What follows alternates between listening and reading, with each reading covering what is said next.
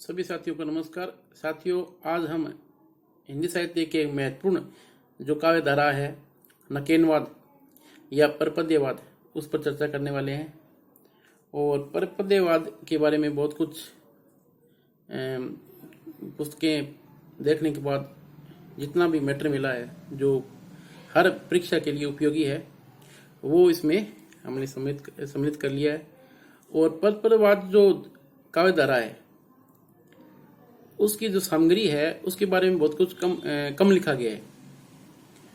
तो फिर भी अनेक पुस्तकों से संदर्भ लेकर हमने ये जो नोट्स है ये बनाए हैं, और हम ये आशा करते हैं कि ये नोट्स है वो आप सब के लिए बहुत उपयोगी साबित होंगे। तो शुरू करते हैं अपने। परपद्यवाद क्या है, सबसे पहले तो इसको देखते हैं। पद्य का अर्थ होता है कवि कृति। पर उपसर्ग पूर्वक पद धातु से यत प्रत्यय लगाने पर पद शब्द निष्पन्न होता है। परपद्य एक प्रवृत्ति है, एक प्रायमान आलेख है या उत्कृष्ट पद्य अथवा परपद्य एक परपद्यवान प्रक्रिया है, परपन नहीं। प्रय का अर्थ जो होता है वो पार्थक्य से लेकर आरंभ, प्रक्रिया, ख्याति, गति, अग्रोन्मुखता, आयाम तक, मतलब बहुत सारे इसके अर्थ हैं। और ऐतिहासिक दृष्टि से बात करते हैं तो परपद नाम से प्रयोगवादी जो पद्य है वो इसका सांकेतिक सार है, संक्षेप नाम है। प्रयोगवादी शब्द का प्रय तथा पद्य मिलकर परपद हो चला। नकेनवादियों ने यह नाम अगेर जी के प्रयोगवादिता से पलायन के कारण विशेषता पूर्वक धारण किया था। यानी प्रयोगवाद में जो पलायन की जो प्रवृत्ति है उससे ये विवश होकर उन्होंने नकेनवाद की जो धारा है, काव्य धारा, उसको प्रतिपादित किया। और इसकी स्थापना है 1956 में हुई थी श्री नलिन विलोचन शर्मा जी द्वारा। और ये प्रयोगवाद के समानांतर भी चली है और ये इसके विरुद्ध भी चली है, ठीक है। और नकेनवादी ने माना कि वे ही यानी प्रयोगवाद नकेनवादी ही सच्चे प्रयोगवादी है। यद्यपि परपद्यवाद को प्रयोगवाद का ही एक शाखा माना जाता है। कई बार परीक्षा में पेपर जो प्रश्न पत्र में ये आता है कि जो परपद्यवाद है वो किससे जुड़ा हुआ है, तो उसमें बहुत सारे ऑप्शन होते हैं, तो उसमें से अपने को प्रयोगवाद को चुनना है। ये प्रश्न आया भी हुआ है। और नकेनवाद को प्रयोगवाद की पूर्व पीठिका भी कहा जाता है। आगे इसमें प्रयोगवाद मुख्यतः दो धाराओं में विभक्त हुआ, प्रयोगशील और परपद्यवाद। नकेनवाद की स्थापना बिहार के 3 जो कवि और रचनाकार थे उन्होंने की थी। सबसे पहले जो इसके प्रणेता है वो श्री नलिन विलोचन शर्मा जी है, जिनका नए अक्षर से नए नकेनवाद जो शब्द बना है। फिर केसरी कुमार के से और नरेश, श्री नरेश है, उनका नए से। तो नकेन, इस प्रकार नकेन शब्द की जो उत्पत्ति उन्होंने इस प्रकार मानी है, नए प्लस के प्लस नए, नकेन, नकेनवाद, नकेनवादी। नकेन के प्रपद शीर्षक से सन 1956 में प्रकाशित पहले प्रपदवादी संकलन में श्री नलिन विलोचन शर्मा, श्री केसरी कुमार एवं नरेश कुमार की कविताएं संकलित हुई। पद्य में पर उपसर्ग लगाकर परपद्यवादियों ने प्रयोगवादी पद्य का परपद किया। पटना के मासिक पत्र पाटल और दृष्टिकोण के माध्यम से भी नकेन तथा उनके अन्य युवा सहयोगियों की कविताएं प्रकाश में आई। पाटल से प्रकाशित कविताओं के लिए प्रयोगवादी पद्य और बाद में परपद नाम दिया जाने लगा। यानी इसका संबंध अपने पटना से मान सकते हैं नकेनवाद का।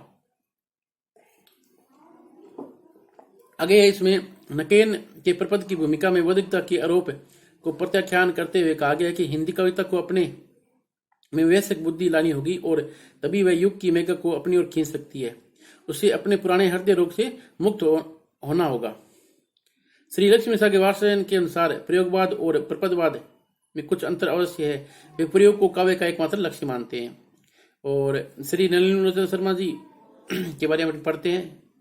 ये पटना विश्वविद्यालय के हिंदी के प्राध्यापक रहे हैं और इनकी सहधर्मिणी जो है उनका नाम श्रीमती कुमुद शर्मा है। चित्रकला के प्रति नलिन विलोचन शर्मा जी का गहरा लगाव था।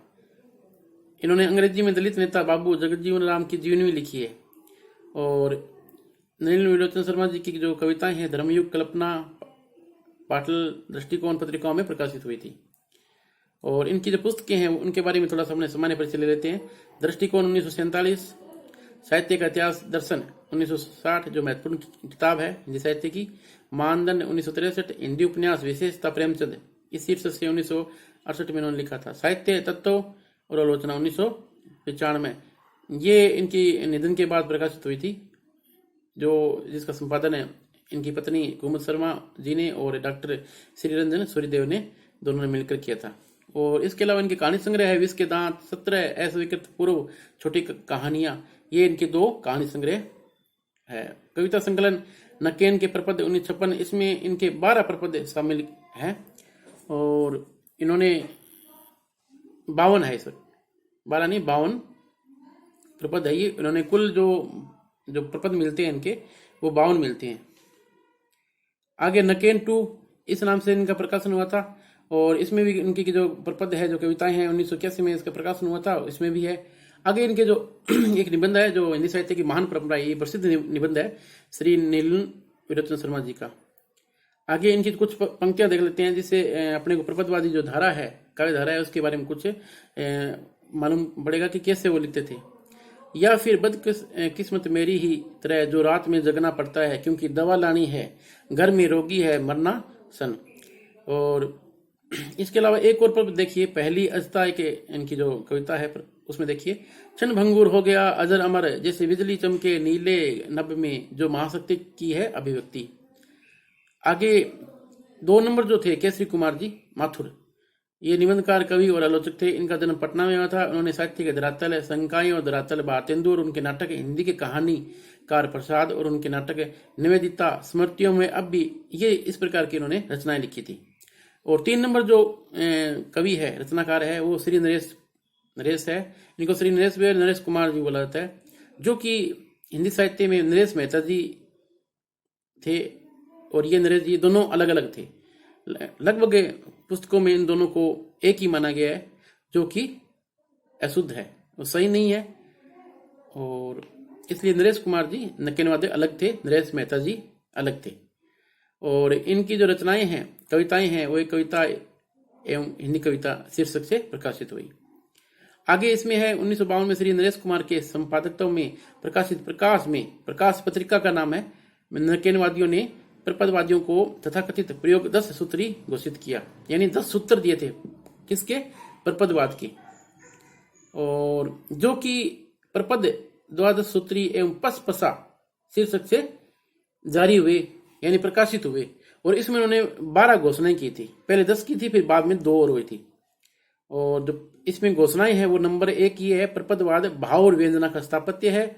2 नंबर है, प्रपदवाद सर्वत्र स्वतंत्र है, सभी शास्त्रों के निर्धारित मूल्यों से निर्बंध है, इसके लिए शास्त्र या दल निर्धारित नियम अनुपयुक्त है। यह वाद कविता भावों की सहज प्रस्फुटन मानती है। यानी प्रपदवाद ऋतुमुक्त काव्य अपने इनको मान सकते हैं कि प्रपदवाद था, उसमें ये जो ऋतुमुक्त काव्य धारा की जो लक्षण है वो इसमें मिलते हैं। और विलोचन शर्मा जी खुद स्वयं भी कहते हैं कि हमें अराजकता को अपना वह सहज प्राप्य लक्ष्य बनाना उचित है, जिसका स्वप्न राजनीतिक क्षेत्र में देखा गया है। और 3 नंबर है, पूर्ववर्ती सभी महान पूर्ववर्तियों की परिपाटी या परंपरा को निष्प्राण मानता है। जितनी परंपराएं हैं उनको पूर्व ने निष्प्राण मानता है। हालांकि उन्होंने कुछ जो कविताएं हैं, कुछ जो उनके महत्वपूर्ण तत्व थे पूर्व काव्य के, वो उन्होंने अपने काव्य में लिए हैं। तो वो उन्होंने सिर्फ खाद के रूप में अपने मान सकते हैं, वो खाद के रूप में उन्होंने लिए हैं। आगे इनका जो चतुर्थ सूत्र है वो क्या है, अनुकरण। अब ये अनुकरण को वर्जित मानते हैं, चाहे अनुकरण दूसरे का हो या स्वयं का। ये स्वयं कहते हैं कि हमारा भी अनुकरण मत करो आप। 5 नंबर है, प्रपदवाद को मुक्त काव्य नहीं स्वच्छंद काव्य की स्थिति अभिष्ट है। प्रपदवादी कविताएं मुक्त और स्वच्छंद दोनों है, यानी दोनों है ये कविताएं। और आगे है, प्रपदवादी प्रयोग को साधन ना मानकर साध्य मानते हैं, यानी उद्देश्य इनका मूल जो लक्ष्य है वो यही है, प्रयोग है वो साध्य है।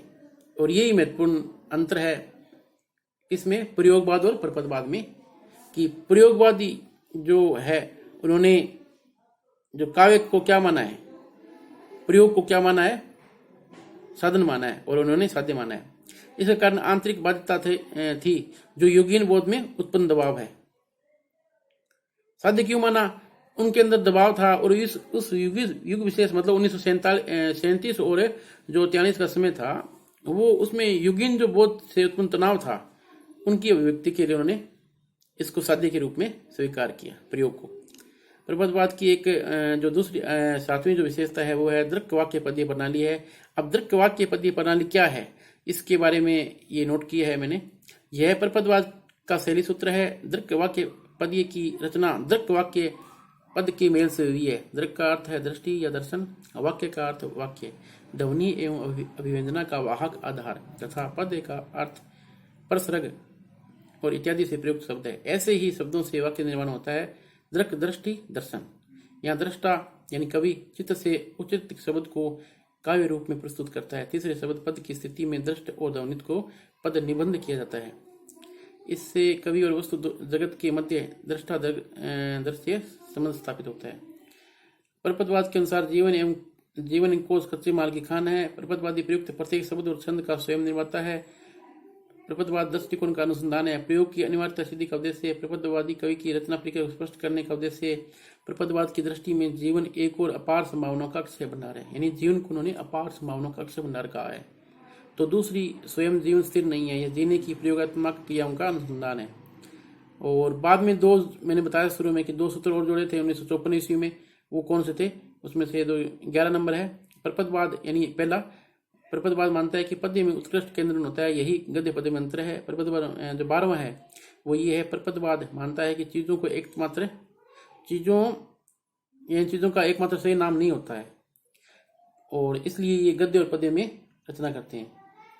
नकेन टू शीर्षक 1981 प्रकाशित संस्करण में 6 सूत्र और जोड़कर प्रपद अष्टादश सूत्रीय 18 सूत्रीय उन्होंने 6 सूत्र और जोड़े थे। डॉक्टर वसंत सिंह के अनुसार नकेनवाद एक प्रकार का रूपवाद और कलावाद था। सन 1950 के आसपास नई कविता प्रचलन में आ चुकी थी, 50-51 में। और अतः प्रपदवाद को असली प्रयोगवाद की संज्ञा देना बेसुरा राग अल्पाने के अतिरिक्त और है क्या, ये उन्होंने कहा है। प्रपदवाद काव्य का बिंब है। नकेनवाद के अनुसार रचना का उद्देश्य संप्रेषण नहीं है। जितने भी शब्द है उसे सत्य नहीं कहा जा सकता। पुरानी भाषा में पुरानी भाषा की शब्द आते हैं, अतः नए भावों के लिए नए शब्दों को गढ़ना ही पड़ता है। प्रपदवाद मानता है कि कविता की वास्तविक प्रेरणा वस्तु स्थिति से मिलती है। प्रपदवाद अनुभूति से शब्द को अलग नहीं रखते हैं।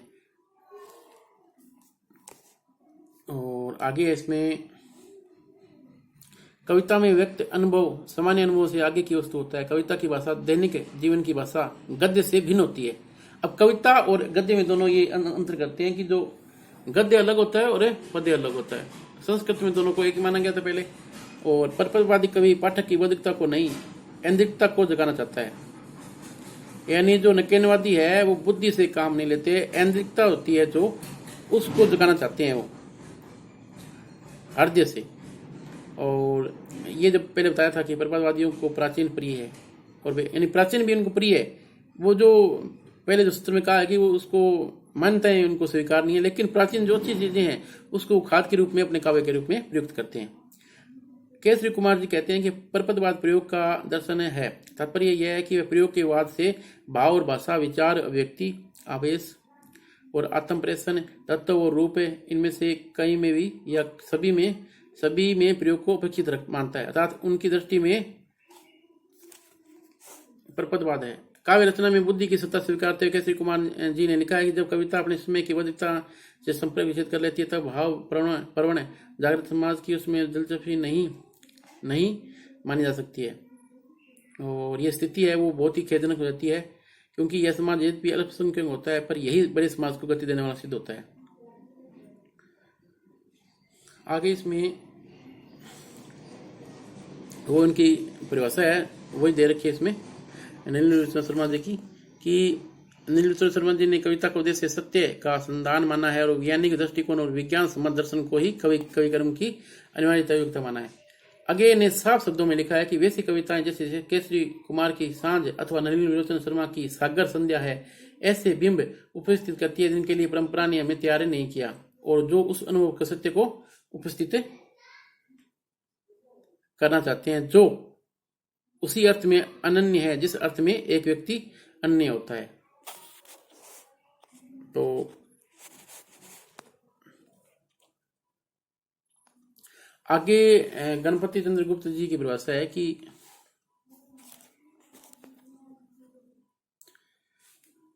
जैसे एक नारी को हम उसकी अवस्था अनुसार क्रमशः मुन्नी, युवती या बहू का नाम दे सकते हैं, उसी प्रकार प्रयोगवाद, परपदवाद और नवी कविता आदि की एक ही कविता की विभिन्न स्थितियों के द्योतक है।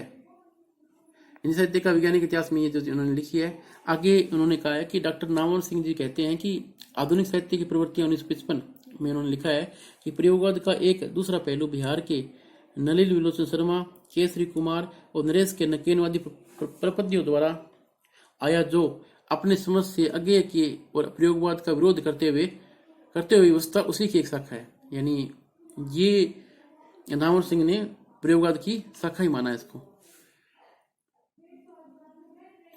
परपदवाद के अनुसार वास्तविक कविता किसी पूर्व स्थिति से कोई संबंध नहीं रखती और सारा साहित्यिक इतिहास काव्य के लिए केवल खाद का काम करता है। अगला जो पॉइंट है, जिस प्रकार छायावाद से 2 कदम आगे की चीज रहस्यवाद है, ये बहुत महत्वपूर्ण बात है, ये सभी को याद रखनी पड़ेगी कि जिस प्रकार छायावाद से 2 कदम आगे की चीज रहस्यवाद है, उसी प्रकार परपद्यवाद या नकेनवाद को हम प्रयोगवाद से 2 कदम आगे की चीजें मान सकते हैं। बहुत ही महत्वपूर्ण परिभाषा ये, और ये एग्जाम में आपको देखने को मिल सकती है। नकेनवाद या परपदवाद के अनुसार कविता शब्दों से लिखी जाती है, भावों, विचारों, दर्शनों से तथा छंदों और अलंकारों से उसका निर्माण नहीं होता। यानी कविता है उसमें शब्द ही महत्वपूर्ण भूमिका निभाते हैं। आचार्य नंद दुलारी वाजपेयी जी कहते हैं कि नकेनवाद एक ऐसी अंतर्वर्ती विचार दृष्टि थी जिससे यूरोप में बिंबवादियों की हो गई थी, जिसके प्रतिनिधि एजरा पाउंड थे। जिसके प्रतिनिधि कौन थे? Ezra pound.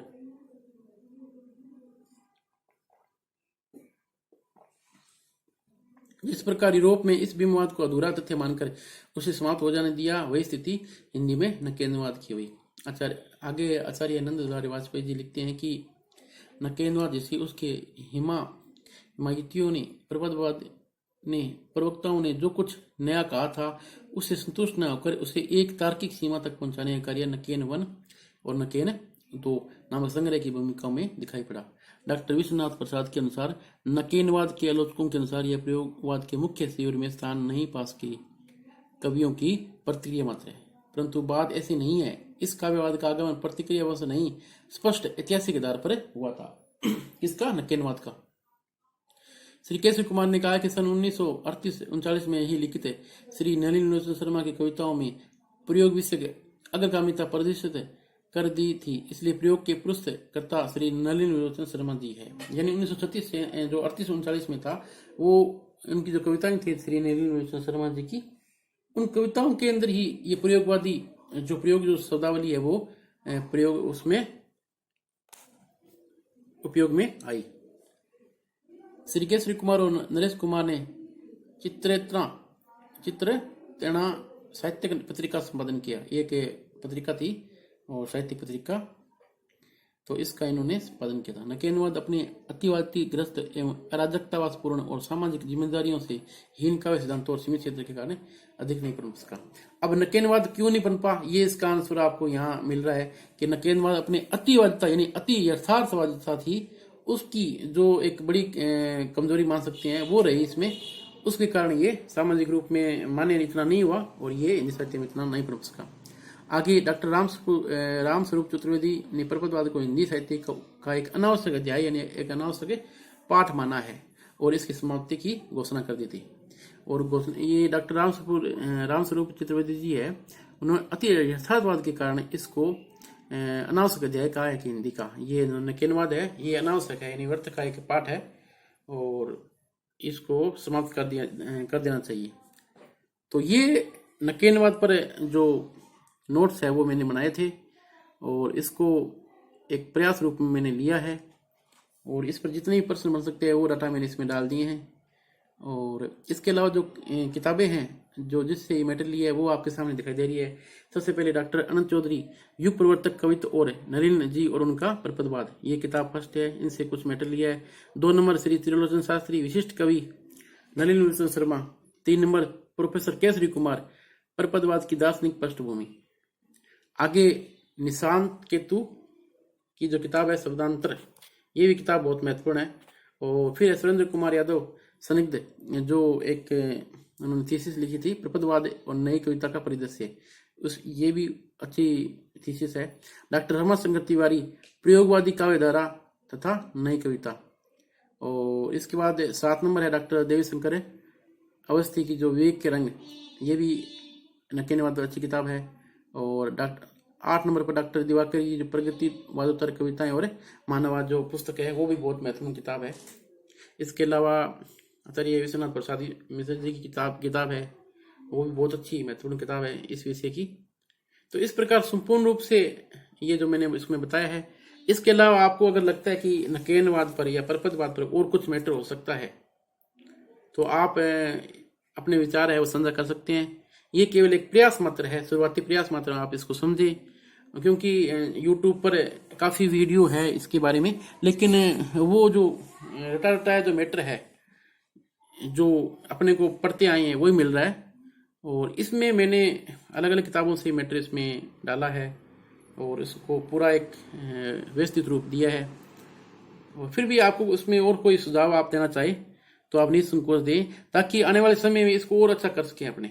और ये जो है, ये जो नकेनवाद है, ये कॉलेज व्याख्याता इंटरव्यू के लिए भी बहुत अच्छा प्रश्न बन सकता है।